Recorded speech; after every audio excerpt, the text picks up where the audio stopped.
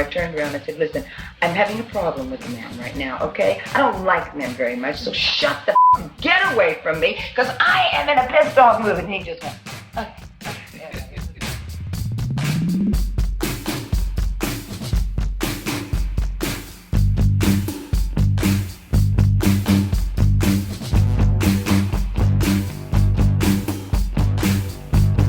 She actually came in a black Jaguar driving to a restaurant I was meeting her at in the Hollywood Hills.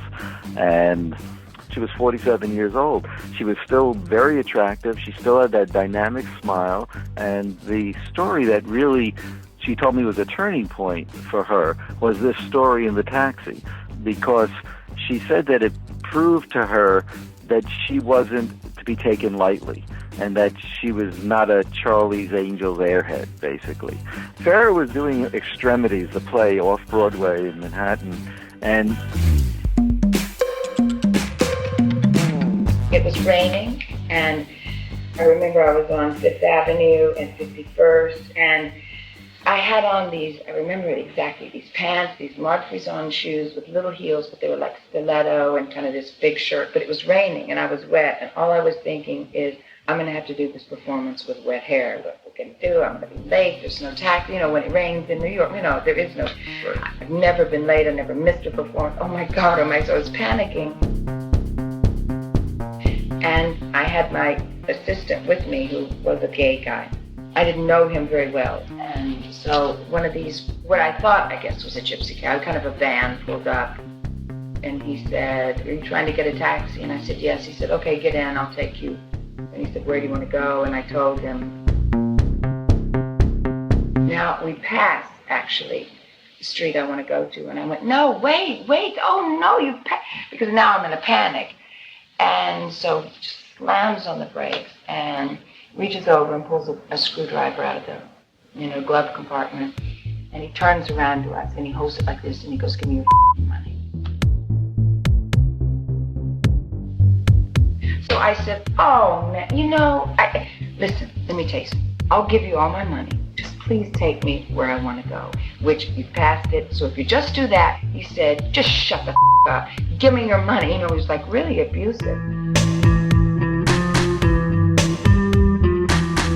And so I just sat there and I looked at him, and all of a sudden he said, you faggot out, which was my assistant. And he said, and you give me your money. Now, I dislike that word so much, and I really was offended that this guy said this to me.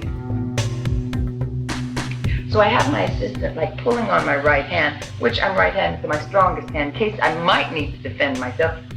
And the guy's got the screwdriver really close to my bacon. I'm going, like, pull on my arm. And so he gets out, and the guy says, close the door. So he closed the door, and we're just staring at each other.